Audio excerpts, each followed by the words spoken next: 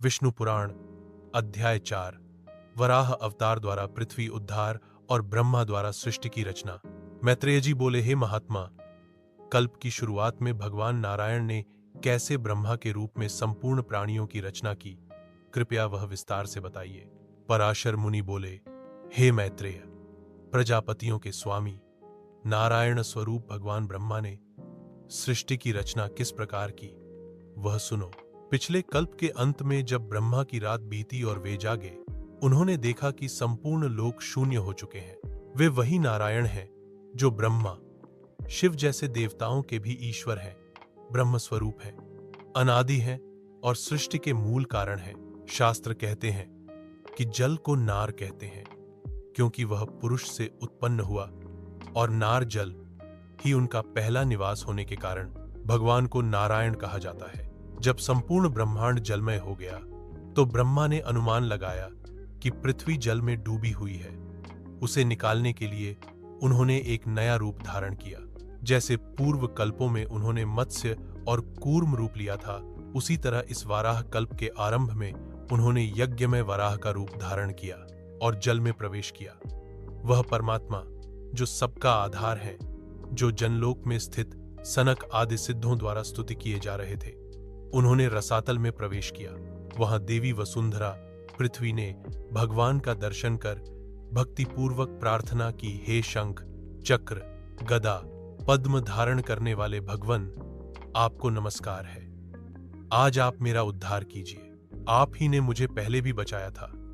हे जनार्दन, आप ही मेरे और अन्य तत्वों के सच्चे कारण हैं। आप ही परमात्मा, काल, कार्य, कारण सब हैं। आप ही ब्रह्मा, विष्णु, रुद्र बनकर जगत की सृष्टि, पालन और विनाश करते हैं। जब सारा जगत जलमय हो जाता है तब आप ही उसे निगलकर शेषनाग पर शयन करते हैं। आपका परम स्वरूप कोई नहीं जान सकता।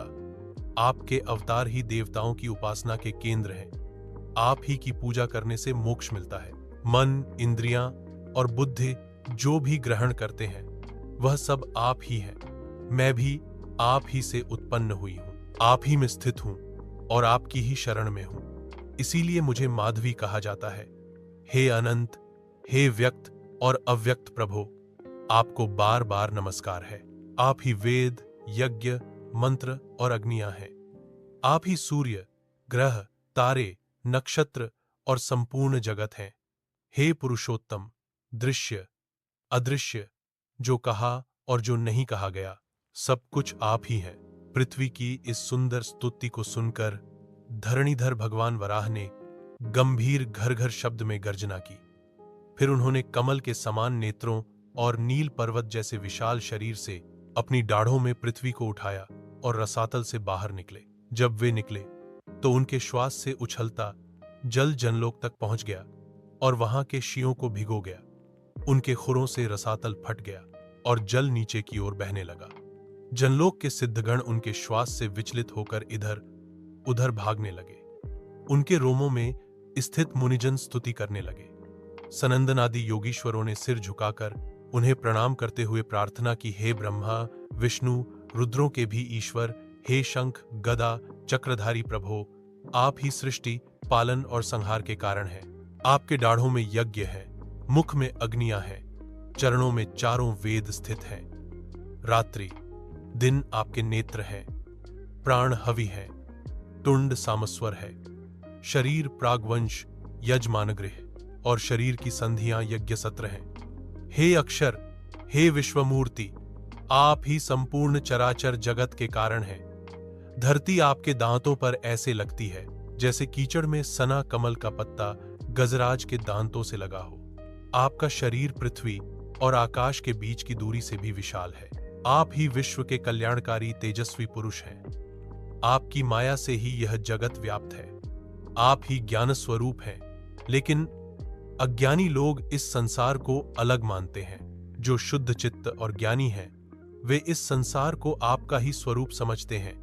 हे प्रभु, हमें शांति दीजिए, पृथ्वी का उद्धार कीजिए, हमारी रक्षा कीजिए। आपकी यह सृष्टि लोक कल्याण के लिए हो, हे कमल नयन। आपको बार बार नमस्कार है। पृथ्वी की स्तुति से प्रसन्न होकर भगवान वराह ने उसे शीघ्र जल के ऊपर स्थापित किया। वह पृथ्वी जल पर नाव की तरह स्थित हो गई और विशाल आकार के कारण डूबती नहीं थी। फिर उन्होंने पृथ्वी को समतल किया, पर्वतों को उचित स्थानों पर स्थापित किया। पूर्व कल्प में जो पर्वत नष्ट हो चुके थे उन्हें पुनः अपने प्रभाव से रच दिया। इसके बाद उन्होंने सप्तद्वीपों और लोकों का विभाग किया। भूरलोक से ऊपर तक के 4 लोकों को पहले जैसा रच दिया।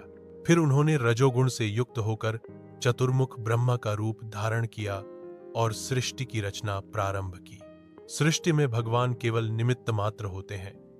वास्तव में सभी वस्तुएं अपनी अपनी शक्ति से ही स्वरूप प्राप्त करती हैं। हे मैत्रेय, सृष्टि के लिए केवल निमित्त कारण की ही आवश्यकता होती है। वस्तु अपनी शक्ति से प्रकट होती है।